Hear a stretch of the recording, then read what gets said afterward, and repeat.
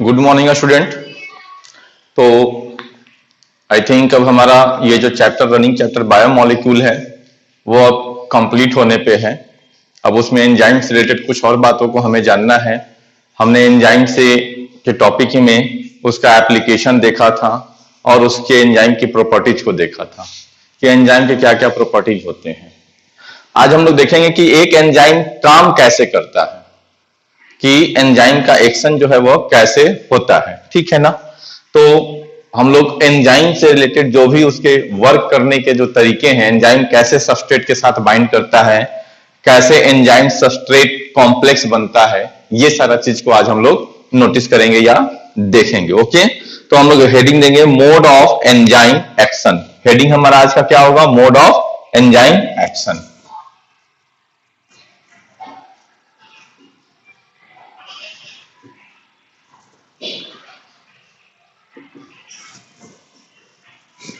देखो, एंजाइम के एक्शन के लिए कि एंजाइम किस तरह से काम करता है, ये समझने के लिए दो हाइपोथेसिस आए इसको समझाने के लिए।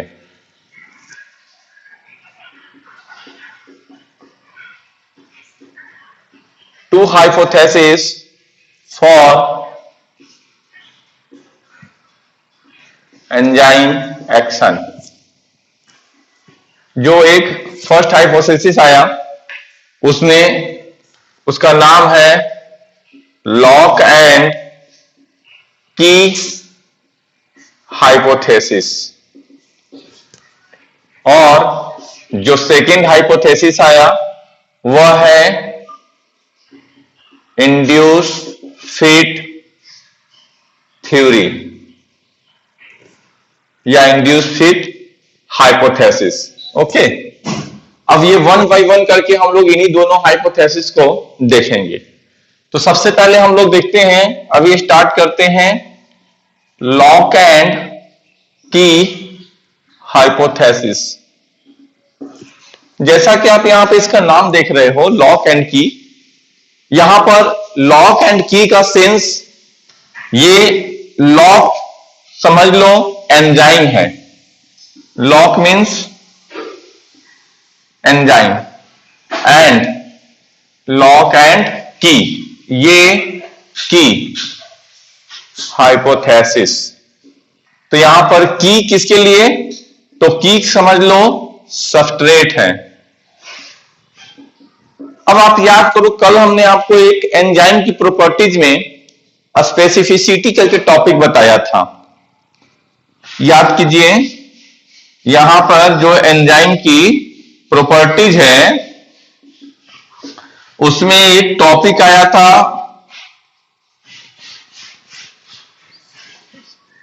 फिसिटी। इसमें क्या कह रहा था कि एक पार्टिकुलर एंजाइम एक पार्टिकुलर सबस्ट्रेट के साथ ही बाइंड कर सकता है। यानी ऐसा नहीं कि कोई भी एंजाइम किसी भी सबस्ट्रेट के साथ बाइंड कर ले। पहले बातों को समझिए। यहां पर जैसे एग्जांपल के रूप में हमने कहा था कल maltase. Maltase enzyme, AAC last में आया तो क्या होगा? एंजाइम है। तो माल्टेज एंजाइम जब भी अटैच करेगा या इसका सबस्ट्रेट कौन होगा? तो माल्टेज का जो सबस्ट्रेट होगा वह माल्टोज होगा। ओके, यानी ऐसा नहीं है कि माल्टेज एंजाइम लैक्टोज को बाइंड कर सके, ऐसा नहीं हो सकता है। तो माल्टेज जब भी अटैच होगा तो यानी माल्टेज का सबस्ट्रेट कौन है? माल्टोज। माल्टेज का सबस्ट्रेट लैक्टोज नहीं हो सकता या कोई भी दूसरा सबस्ट्रेट नहीं हो सकता। जब भी होगा तो माल्टोज ही होगा। उसी तरह से आप देखो कि एक पार्टिकुलर जो लॉक है, उस पार्टिकुलर लॉक में जब तक पार्टिकुलर की नहीं जाएगा वो लॉक ओपन नहीं होगा। आप किसी भी लॉक में किसी भी तरह का की डाल के लॉक को ओपन कर सकते हैं क्या? नहीं कर सकते हम लोग। तो जस्ट लाइक ये जो यहां पर जो हाइपोथेसिस आया, यहां पे जो नाम दिया गया लॉक एंड की हाइपोथेसिस, यहां पर इसका मतलब यही था कि एक पार्टिकुलर एंजाइम हमेशा एक पार्टिकुलर यानी स्पेसिफिक सबस्ट्रेट के साथ ही बाइंड करके उसे प्रोडक्ट में कन्वर्ट कर सकता है, नहीं तो नहीं होगा। वो सबस्ट्रेट प्रोडक्ट में कन्वर्ट नहीं होगा, और इसीलिए इसका नाम पड़ा लॉक एंड की हाइपोथेसिस। तो लॉक एंड की हाइपोथेसिस, ये हाइपोथेसिस को सबसे पहले किन्होंने दिया था? इस हाइपोथेसिस को दिए थे एमिल फिशर।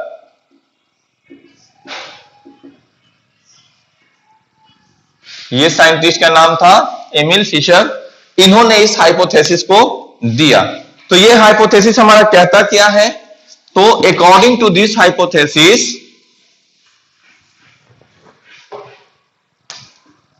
देखिए, according to this hypothesis both enzyme and substrate have a specific geometrical shape, यानी जैसे एक पार्टिकुलर की का एक पार्टिकुलर शेप होता है, जब तक उसी शेप का की लॉक के अंदर नहीं जाएगा वो लॉक ओपन नहीं हो सकता है।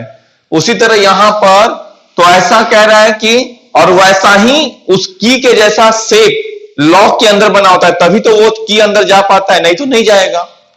तो यहां पर वही कह रहे हैं कि एंजाइम एंड सबस्ट्रेट दोनों का एक अपना जियोमेट्रिकल शेप होता है, ताकि वो दोनों एक दूसरे के साथ फिट बैठ सके।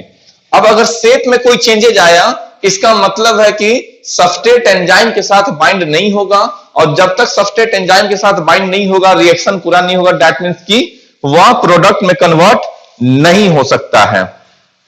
तो यही चीज जो है वह एक इंपॉर्टेंट ज्योमेट्रिकल शेप के लिए है। और ये कहता है, यानी ये कैसा जो शेप होता है, तो कहता है this is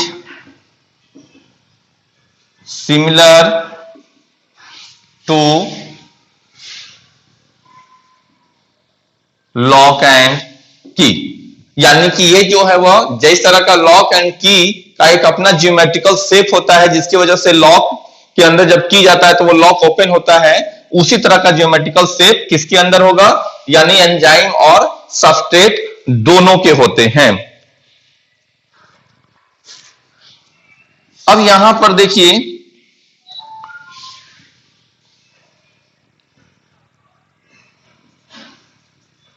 active site of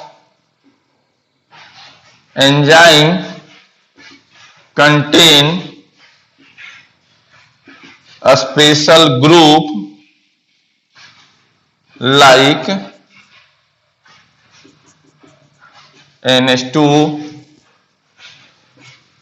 COOH और SH।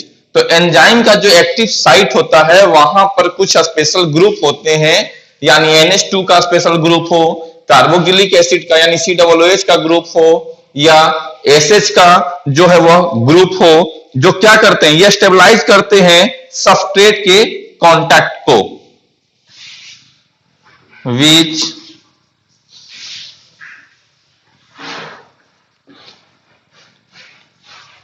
which stabilize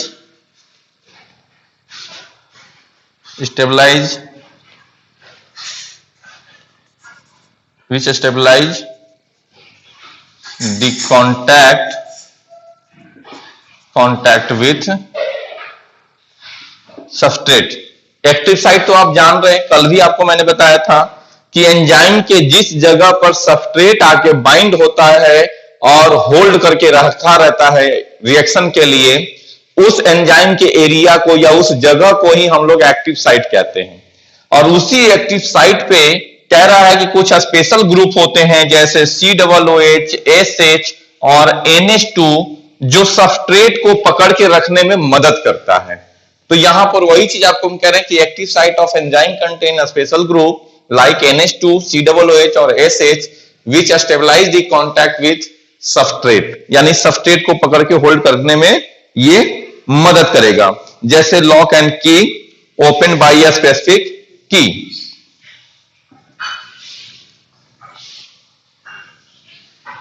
अब देखिए, कहते हैं lock and lock opened by a specific key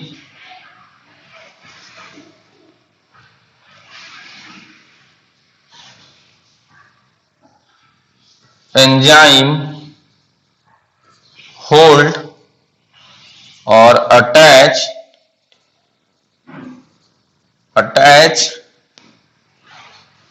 a specific substrate। तो एंजाइम को उस तरह से होल्ड करने के लिए भी एक स्पेसिफिक क्या होते हैं, वो एक पार्टिकुलर एंजाइम ही जो है वो पार्टिकुलर सबस्ट्रेट के साथ अटैच हो सकते हैं।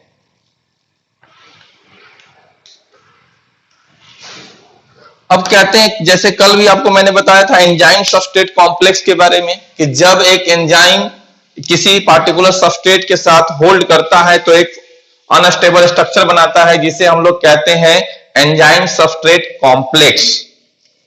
चलिए इसको हम लोग अब इधर लिखेंगे।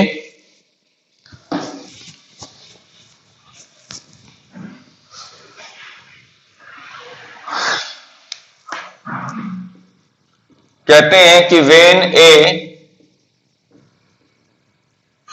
Enzyme of active site contact with substrate form a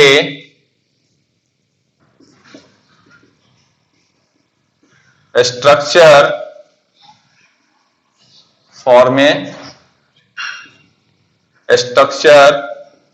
called enzyme substrate complex, जिसे हम लोग इस तरह से दिखाए थे बेटा कल। तो उस अनस्टेबल स्ट्रक्चर को हम लोग कहते हैं एंजाइम सबस्ट्रेट कॉम्प्लेक्स, यानी ये अनस्टेबल एक्चुअल में होता है, ठीक है, क्योंकि ये ज्यादा लॉन्ग ड्यूरेशन के लिए नहीं रहता है, इसीलिए इसको कहते हैं अनस्टेबल स्ट्रक्चर। और ये फाइनली क्या होगा, that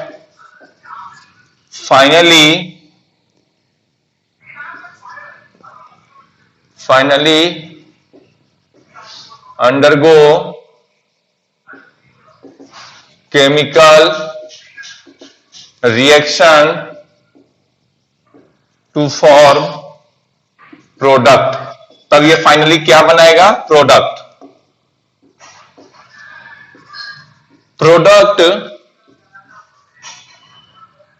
do not hold in enzyme for long time, so it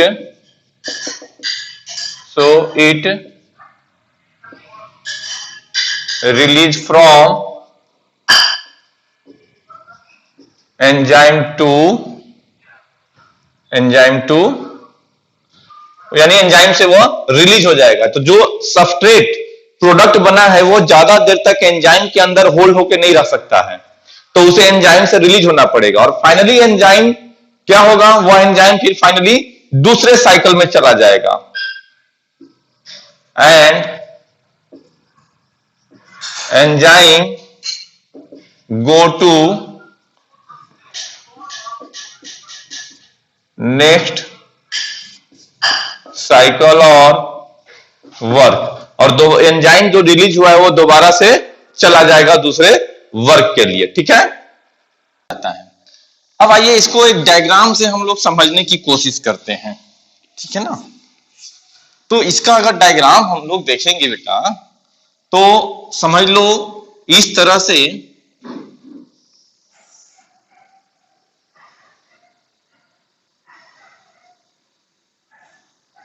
यह एक एंजाइम है, ओके। चलो थोड़ा और इसको अच्छे कर लेते हैं हम लोग। यह एक एंजाइम है, अब एंजाइम जो है एक पार्टिकुलर सबस्ट्रेट से अटैच होगा, तो पार्टिकुलर सबस्ट्रेट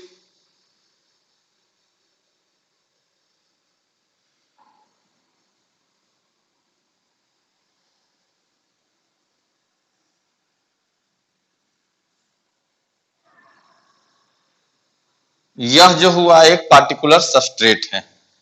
और थोड़ा इसको मैं यहां सीधे ऐसे करके बनाता हूं।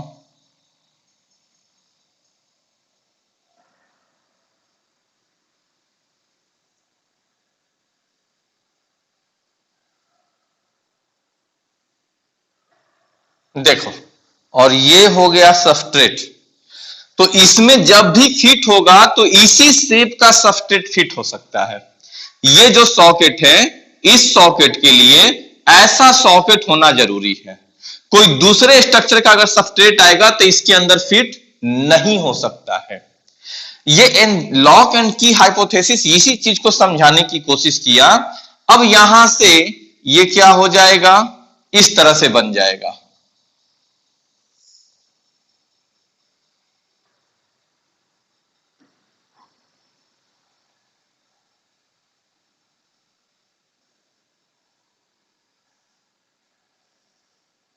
ओके, तो ये एंजाइम बन गया। मैं कलर चेंज कर देता हूं, आपको और अच्छे से समझ में आएगा। और यहां पर ये जो इस तरह से फिटिंग है, ये है हो गया बेटा सबस्ट्रेट का। अब ये क्या हो गया, ये क्या बन गया, तो ये बन गया एंजाइम सबस्ट्रेट कॉम्प्लेक्स, जो ईएस कॉम्प्लेक्स हम लोग कह रहे थे। अब इससे फिर क्या कन्वर्ट होना है, तो इससे प्रोडक्ट बनना है। तो प्रोडक्ट को देखिए, अब यहां से हम प्रोडक्ट बना देंगे, यानी फिर से एंजाइम जो है वह अब अलग हो जाएगा। ये एंजाइम अलग हो गया और यहां पे सबस्ट्रेट जो है वो कन्वर्ट हो गया किसमें, तो सबस्ट्रेट कन्वर्ट हो गया है आपको प्रोडक्ट में।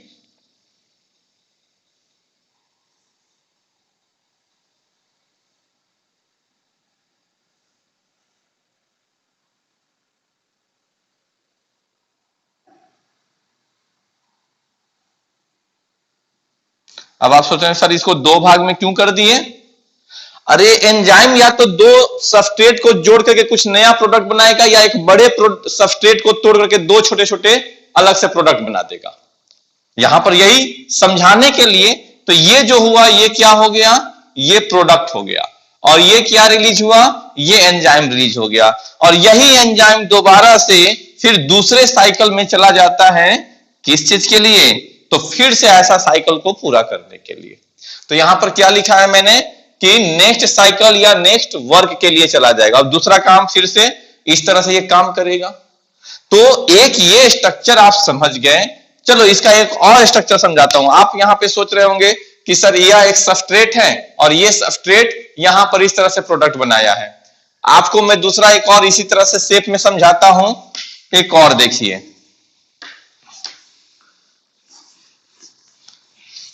चलो आ जाओ। अब दूसरा स्ट्रक्चर हमारा समझ लो, यह एक एंजाइम है।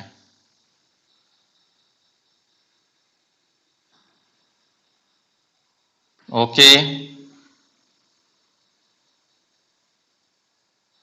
और चलिए यहां पर एंजाइम प्लस सबस्ट्रेट होना चाहिए। ये हो गया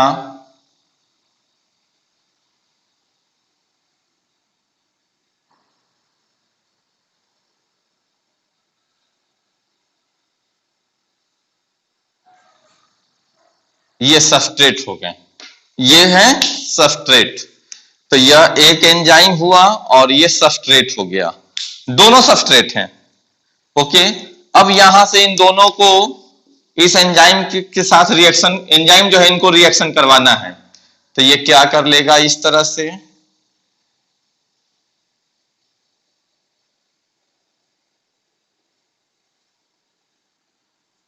ओके, और ये आ गया सबस्ट्रेट यहां पर।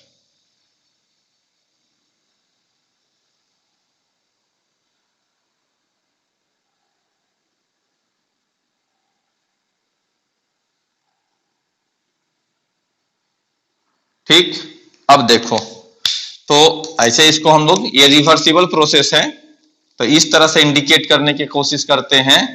अब यहां पे क्या होगा बेटा, फिर से एंजाइम जो है वह अलग, ये एंजाइम रिलीज हो गया, और यहां पर जो सबस्ट्रेट है वह इस तरह से आपस में बन गए।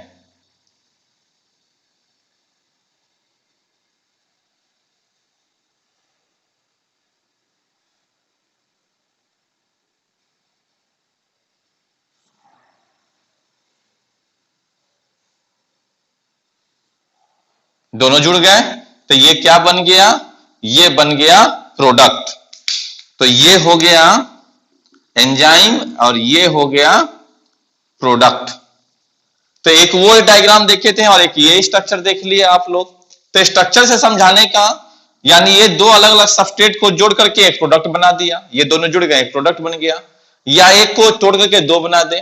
तोड़ना जोड़ना नहीं, मतलब एक तरह से रिएक्शन हो रहा है, कोई ना कोई प्रोडक्ट तो बनेगा ना एंजाइम के प्रेजेंस में। रिएक्शन क्यों होता है, या तो दो छोटे छोटे अलग अलग कंपाउंड आपस में जुड़ करके एक बड़ा बन जाए, या एक बड़ा टूट करके दो छोटे में कन्वर्ट हो जाए। उसी चीज को रिप्रेजेंट करने का यहां पर तरीका है।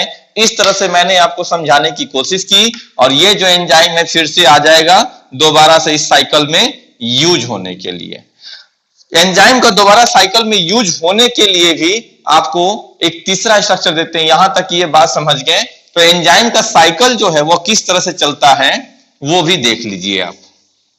देखो क्या होता है, मान लो यहां पर बेटा यह एक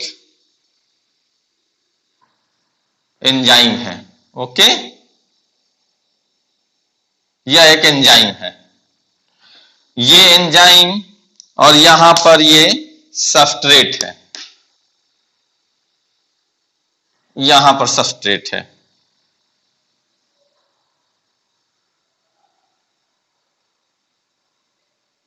ये सबस्ट्रेट है, ये सबस्ट्रेट आकर के ये एक साइकिल चल रहा है, और इस साइकिल में सबस्ट्रेट आकर के जब जुटेगा तो ये एंजाइम, ये सबस्ट्रेट, ये हो गया सबस्ट्रेट, और ये क्या है, यह है एंजाइम। तो जब एंजाइम आएगा तो वो इस तरह से इसके साथ रिएक्शन कर लेगा।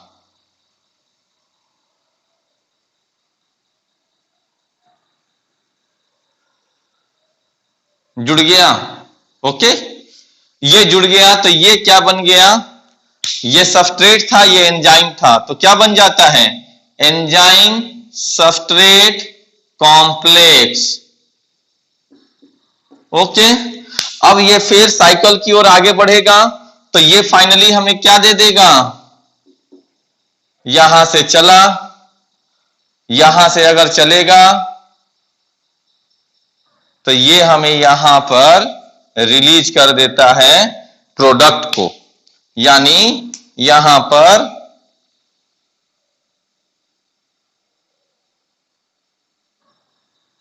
ये इस तरह से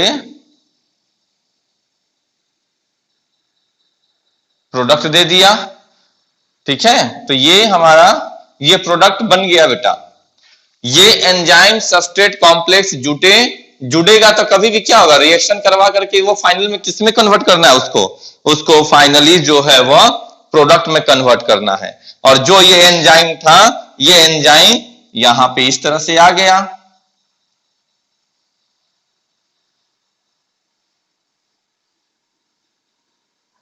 ये हो गया एंजाइम, एंजाइम बन गया, ये आ गया। ये एंजाइम का क्या हुआ, तो एंजाइम का यह एक्टिव साइट हुआ, जहां पे सबस्ट्रेट बाइंड कर रहा है, कौन, ये एक्टिव साइट हुआ, और यही साइकिल इस तरह से चल रहा है। तो यहां पर एंजाइम के मॉलिक्यूल जो है वह रीयूज हो रहे हैं, और वो भी कब, अगेन एंड अगेन, यानी बार बार इस तरह से साइकिल चला करके ये एंजाइम को क्या करता है, दोबारा यूज करते रहता है रिएक्शन में। तो इसलिए द मेथड बाय विच, यहां पे आप लिख सकते हैं,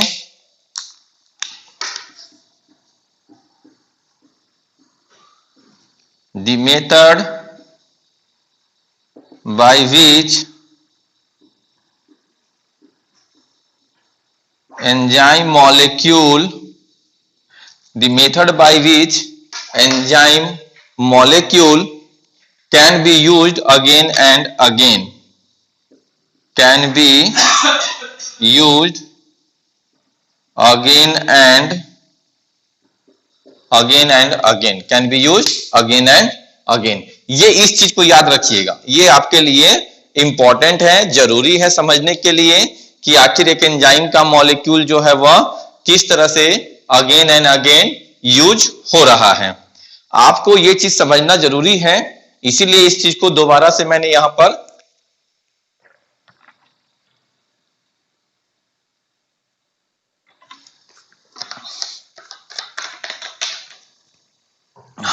तो समझाया है। बहुत गर्मी है, प्यास बहुत लग रही है, इसलिए थोड़ा सा मैंने भी पानी पी लिया। और अगर आप ये चीज देखते देखते थक जाएं तो आप भी पानी पी सकते हैं, आपको रोकने वाला कोई नहीं है, मुझे भी रोकने वाला नहीं है। चलिए, तो यहां तक ये बात। तो हम लोगों ने एक हाइपोथेसिस को देख लिया, वो है लॉक एंड की हाइपोथेसिस। अब सेकेंड हाइपोथेसिस देखेंगे हम लोग, इंड्यूस फिट थ्योरी या इंड्यूस फिट हाइपोथेसिस। आइए सेकेंड हाइपोथेसिस को हम लोग देखते हैं। सेकेंड हाइपोथेसिस है हमारा इंड्यूस फिट थ्योरी या इसी को हाइपोथेसिस, इंड्यूस फिट हाइपोथेसिस या इंड्यूस फिट थ्योरी। इसमें क्या कहता है, इस थ्योरी को सबसे पहले जो है वह कोसलैंड करके एक साइंटिस्ट थे, उन्होंने दिया था। किसने? कोसलैंड ने। ठीक है, तो लिखेंगे दिस इज प्रपोज्ड बाय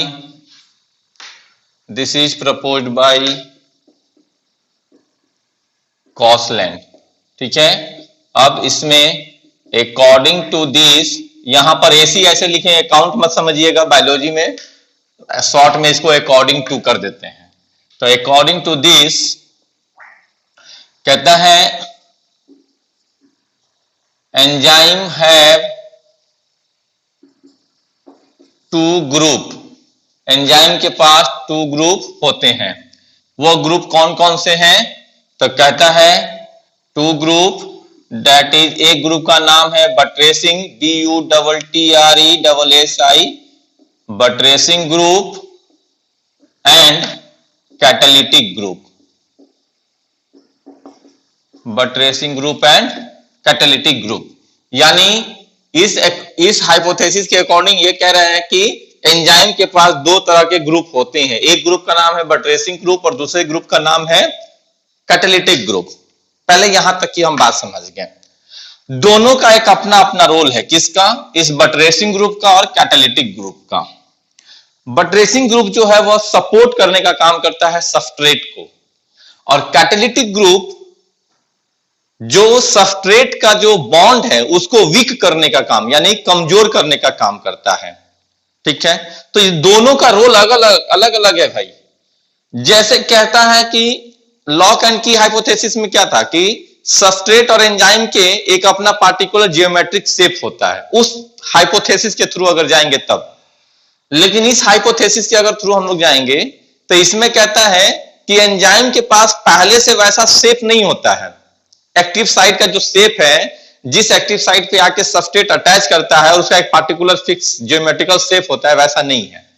यह कहता है कि जब सबस्ट्रेट कांटेक्ट में आता है तब उसके अकॉर्डिंग एंजाइम जो है वह अपने जियोमेट्रिकल शेप में एक्टिव साइट पे चेंजेस लाता है।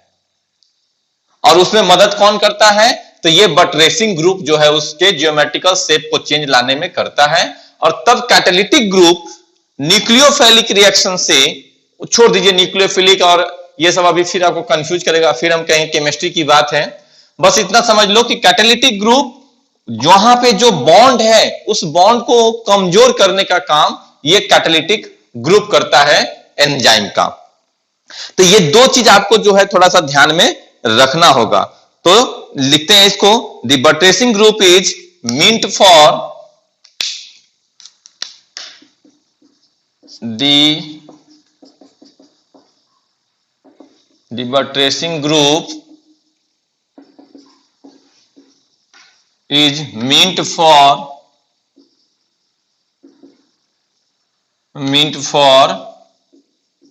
supporting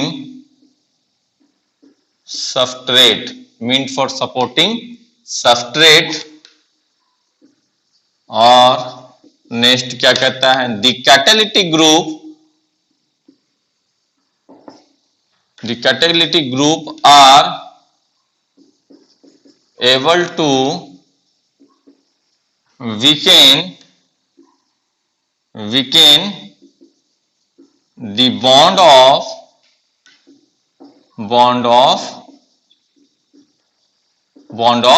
reactant. तो जो रिएक्टेंट होना है उनके बॉन्ड को कमजोर करेगा, तभी तो कोई चीज आता आपस में जुड़ पाएगा या फिर दो पार्ट में टूट पाएगा।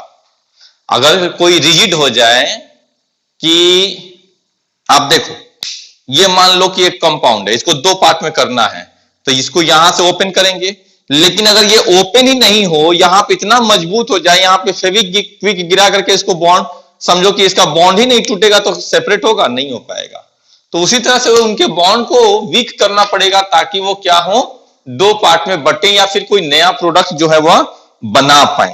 तो इसके लिए वहां पे जो बॉन्ड होता है वह कमजोर करना पड़ता है। कहते हैं substrate is come in contact with buttressing group। जो अभी मैंने आपको समझाया था कि जब सबस्ट्रेट आता है तो उसके अकॉर्डिंग जो एक्टिव साइट है वो अपने जियोमेट्रिकल चेंज करता है, जिससे सबस्ट्रेट बाइंड होकर के वहां पर स्टे कर सके। तो वही कह रहे हैं, substrate is come in contact with buttressing group, यानी उस ग्रुप के साथ क्या करेगा, कांटेक्ट करेगा। The active site of enzyme undergo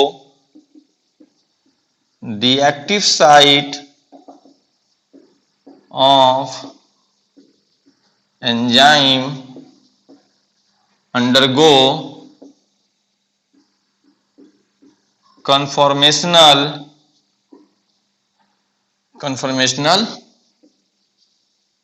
change. तो वो क्या करेगा, कन्फॉर्मेशनल, अपने जो एक्टिव साइट है वो किसमें जाएगा, कन्फॉर्मेशनल चेंज करेगा अपने अंदर, जिसके मदद से क्या होगी, वह यानी कि सबस्ट्रेट के साइज के अकॉर्डिंगली वो क्या करेगा, अपने साइज को मेंटेन कर लेगा। और इसी चीज को हम लोग समझते हैं, इसको इस तरह से बना देंगे, एक डायग्राम समझा देते हैं आपको हम।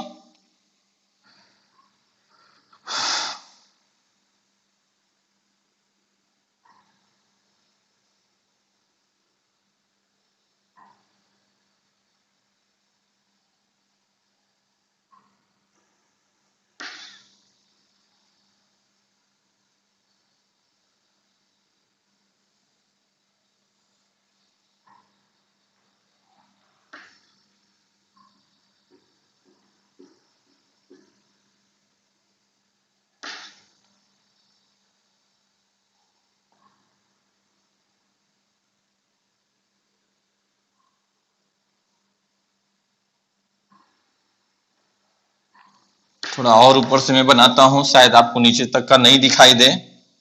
अगर ये नोट डाउन हो गया तो चलो इसको मिटाता हूं मैं, और यहां पर देखिए मैं बनाता हूं।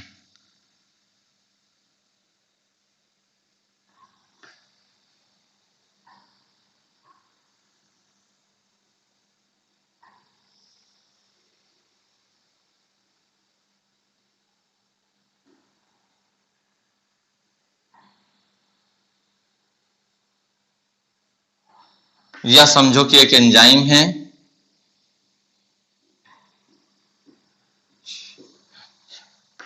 ए B C D E F G और एच, ये इसका बटरेसिंग ग्रुप है,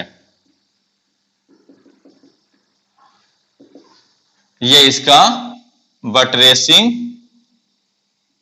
ग्रुप हुआ, और यहां पर ये इसका कैटालिटिक ग्रुप है। ये हो गया कैटालिटिक ग्रुप यहां पर। तो जब बटरेसिंग ग्रुप के साथ सबस्ट्रेट अटैच होगा तब ये क्या करेगा, कन्फर्मेशनल चेंज ला करके कैटालिटिक ग्रुप उसके बॉन्ड को कमजोर करने का काम करता है। तो यही है आपका इंड्यूस फिट हाइपोथेसिस या induce fit theory for the enzyme. ये बात अब हम लोग समझ गए, तो हमारा हाइपोथेसिस की बात जो है वह पूरा हो गया। ओके, अब आइए हम लोग चलिए थोड़ा देखते हैं। एक टर्म आता है आपको प्रो एंजाइम। प्रो एंजाइम या जाइमोजेन क्या है, कहीं कहीं पर आपको मिलेगा प्रो एंजाइम, या इसी को हम लोग कहते हैं जाइमोजेन। देखो हमारे बॉडी में कहने का मतलब हमारे बॉडी में जो डाइजेस्टिव एंजाइम है, जैसे pepsinogen, pepsinogen convert into pepsin कब, जब उसको HCl का कांटेक्ट होता है। अब HCl क्या होता है, हमारे स्टमक से हाइड्रोक्लोरिक एसिड निकलते हैं स्टमक से, जो हाईली एसिडिक होता है, और हमारे डाइजेस्टिव ट्रैक्ट में पेप्सिनोजेन एक एंजाइम है, प्रो एंजाइम। प्रो का मतलब हुआ पहले, यानी एंजाइम से पहले वाला पार्ट, ठीक। तो जब HCl के कांटेक्ट में वह प्रो एंजाइम आता है तो कन्वर्ट होता है पेप्सिन में, और पेप्सिन एक एंजाइम है। तो एंजाइम से, यानी इनएक्टिव फॉर्म ऑफ एंजाइम, ऐसे कह सकते हैं inactive form of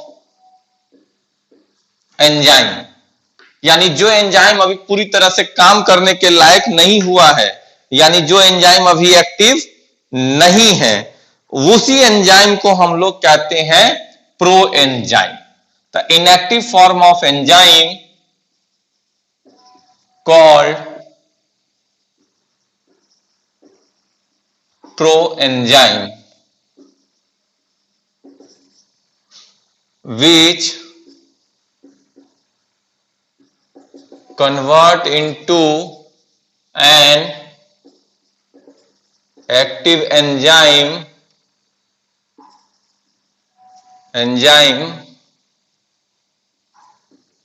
by a particular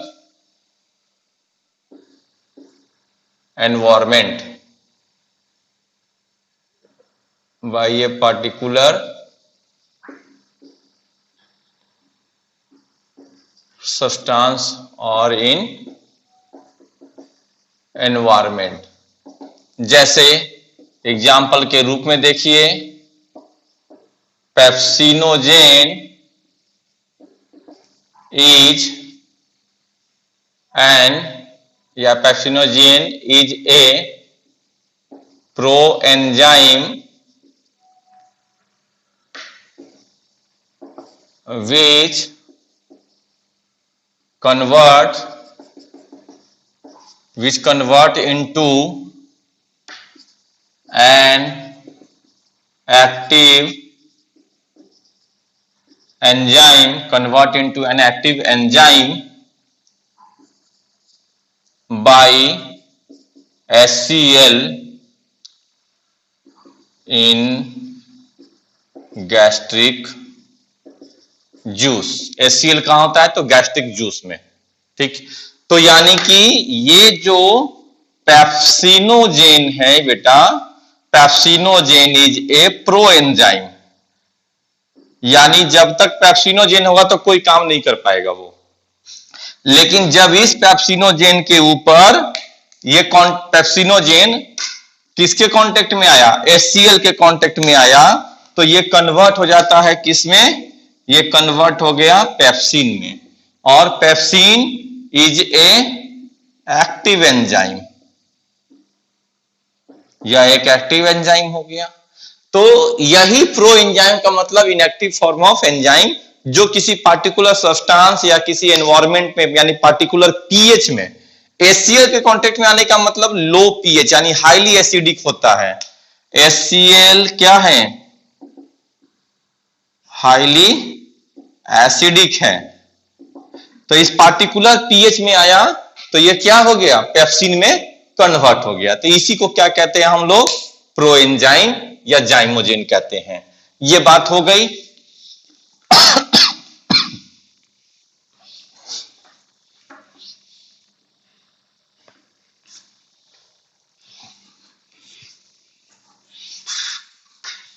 अब आइए चलिए देखते हैं हम लोग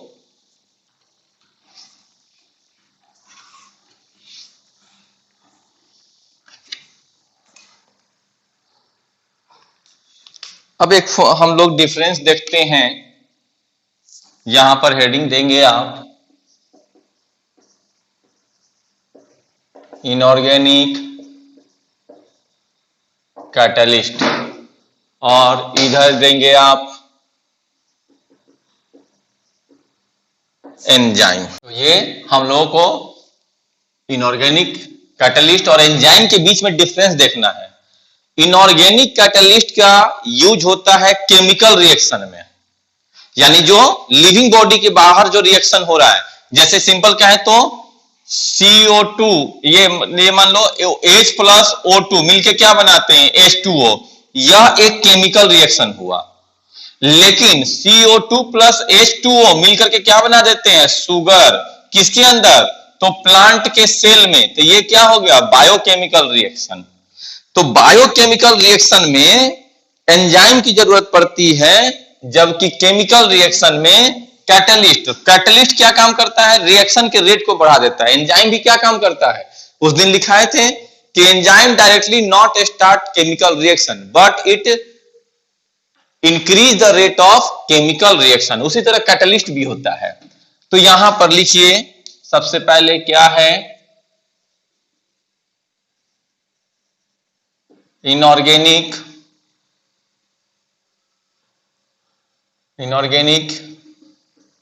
इन नेचर, जबकि ये एंजाइम कैसा होता है? प्रोटेनियस इन प्रोटीन के नेचर का होता है। और ये इनऑर्गेनिक एलिमेंट है या इनऑर्गेनिक आयन है, तो यह इनऑर्गेनिक इन नेचर का होगा। ओके, अब आइए सेकंड में हम लोग देखते हैं। नेक्स्ट सेकंड पॉइंट क्या कहता है? It is small molecule. यह एक इट इज स्मॉल मॉलिक्यूल। और ये क्या है? It is complex molecule. जबकि एंजाइम जो है वह एक कॉम्प्लेक्स मॉलिक्यूल है। ओके, या फिर स्मॉल मॉलिक्यूल और आयंस भी कह सकते हैं। तो ये एक स्मॉल मॉलिक्यूल है या सिंपल है, और सिंपल मॉलिक्यूल, जबकि it is complex molecule and it has 3 dimensional structure. 3 dimensional structure. तो इसके क्या है? 3 डायमेंशनल स्ट्रक्चर होते हैं। थर्ड पॉइंट देखिए, इसका लो मॉलिक्यूलर वेट होता है, जबकि इसका क्या होता है? High molecular weight. Molecular weight high है। ये इसका फर्स्ट हो गया, सेकंड हो गया, और ये इसका थर्ड पॉइंट हो गया। ठीक है, उसके बाद देखो इनऑर्गेनिक कैटलिस्ट, ये इनऑर्गेनिक बॉडी में वर्क करता है। Work in non living world, लेकिन ये work in living world and produce in living cell. और ये एंजाइम बनता कहां है? तो एक लिविंग सेल के अंदर में ही बन सकता है। ठीक है, यह लेस एफिशिएंट होता है। दिस इज लेस एफिशिएंट, जबकि यह दिस इज हाई एफिशिएंट। यह क्या होता है? ये वेरी हाई एफिशिएंट का होता है। ये बहुत सारे रिएक्शन, डाइवर्स रिएक्शन को पूरा करता है। तो कैटालाइज डाइवर्स, एक ही कैटलिस्ट बहुत सारे जगह पे जाकर के, सिंगल कैटलिस्ट बहुत सारे अलग अलग केमिकल रिएक्शन को कैटलाइज कर सकता है, लेकिन एंजाइम जो है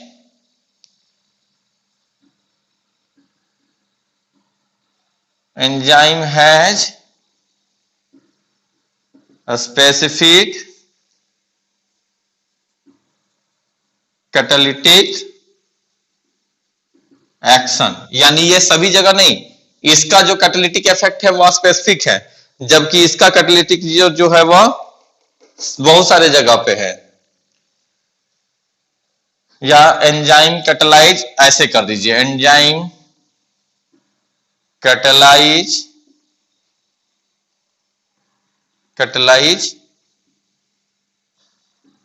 स्पेसिफिक रिएक्शन, ये भी बात हो गया।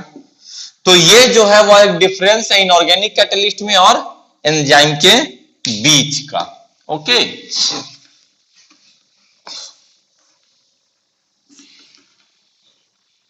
चलिए, तो ये हमारा एक हो गया कंप्लीट। अब एक टर्म आइए देखते हैं हम लोग, एक टर्म है आइसो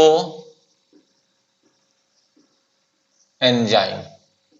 आइसो का मतलब होता है बेटा सिमिलर, मिलता जुलता, और एंजाइम तो कहते हैं कि जब कोई एक बायोकेमिकल रिएक्शन एक से ज्यादा एंजाइम से, एक सिंगल रिएक्शन, ठीक है, वह एक सिंगल रिएक्शन एक से ज्यादा से मिलता जुलता एंजाइम से अगर प्रोसीड हो सकता है, तो वो सारे एंजाइम जो सभी मिलके एक जैसा काम कर रहे हैं, उसी सारे ग्रुप के एंजाइम को हम लोग कहते हैं आइसो एंजाइम, क्योंकि वो क्या है, सभी आपस में एक जैसा सिमिलर है। तो ऐसे ग्रुप ऑफ एंजाइम को जो सभी एक ही जैसा काम कर रहे हैं कोई पार्टिकुलर बायोकेमिकल रिएक्शन के लिए, तो उसी को हम लोग कहते हैं क्या, आइसो एंजाइम। आइसो एंजाइम किसी किसी प्लांट में, जैसे वीट के प्लांट में, वीट का जो एंडोस्पर्म है उसमें एक ही चीज के लिए वहां पर 25 एंजाइम होते हैं। डिहाइड्रोजिनेज अल्कोहल डिहाइड्रोजिनेज के लिए टोटल 16 आइसो एंजाइम है, यानी सभी एक ही जैसा काम कर रहे हैं, तो उसी को हम लोग कहते हैं आइसो एंजाइम, मतलब सिमिलर एंजाइम, सब आपस में एकदम एक जैसे हैं। तो multiple molecular form of an enzyme, multiple molecular forms of an enzyme, यानी multiple molecular form of enzyme, एक ही एंजाइम के बहुत सारे मॉलिक्यूलर फॉर्म, और ये कहां मिलेंगे, occurring in the same organism,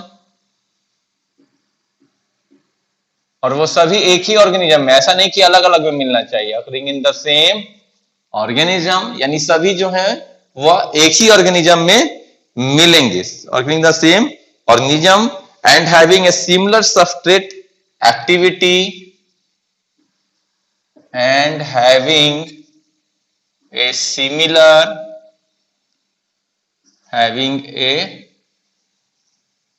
similar activity for a particular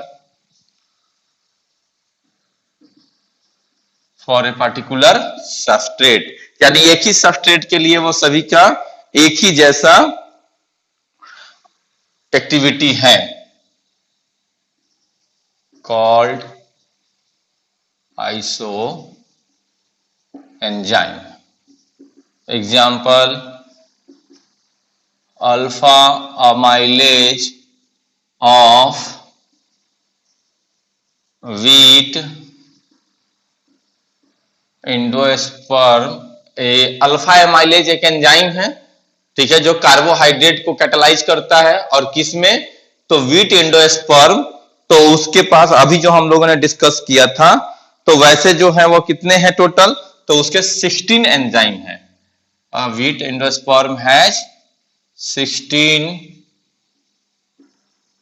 iso enzyme. तो इसके सिर्फ 16, यानी सभी एक ही काम करेंगे, 16 के 16 सभी अल्फा एमाइलेज के जैसा ही काम करेंगे। तो वो सारे 16 के 16 आपस में क्या हुए, आइसो एंजाइम हो गए, सभी 16 के 16। ओके, उसी तरह second lactic dehydrogenase, lactic dehydrogenase has 5 iso enzyme, उसके 5 आइसो एंजाइम हैं। तो यहां तक की जो बातें हुई हमारी ये कंप्लीट हो गई। अब इसके आगे की जो बातें हैं हम लोग देखेंगे, कुछ एक्टिव साइट और एंजाइम का नाम, कैसे नाम देते हैं, ऑक्सीडो रिडक्टेज क्या है, रिडक्टेज, कार्बोक्सिलेज, ये सब नाम कैसे पड़ता है एंजाइम का, तो एक वो, और दूसरा हमारा फैक्टर अफेक्टिंग एंजाइम, एंजाइम किस किस फैक्टर से अफेक्ट होता है। बस इतने सारे टॉपिक हमारे पास रह गए हैं जिसे हम लोग अब नेक्स्ट क्लास में कंप्लीट करेंगे। ओके, तो अभी आप इतने चीजों को रिवाइज करेंगे, उसके आगे की बातें जो है आपको तभी समझ में आएगी। तो पहले एंजाइम की सारी बातों को आपको रिवाइज करना होगा। Okay, thank you.